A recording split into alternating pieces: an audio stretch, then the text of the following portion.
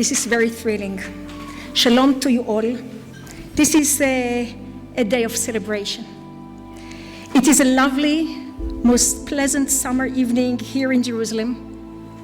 And I'm sure also a great morning at the grand opening of the exhibition of Isaiah and King Hezekiah's seal impressions at the Armstrong Auditorium in Edmond, Oklahoma. This is a celebration day for all our friends and especially for the lovers of Israel and the Bible.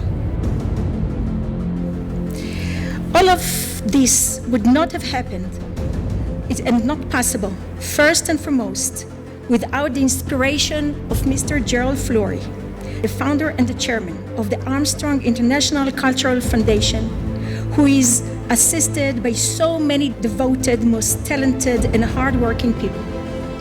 Only to mention a few, his son, right hand, Mr. Stephen Fleury, the vice president of the Herbert W. Armstrong College, Mr. Brad McDonald, the curator of the exhibition, and Mr. Brent Nachtigall, the Jerusalemite representative of the foundation and college, who for 12 years participated in all our excavations at the City of David and the Ophel.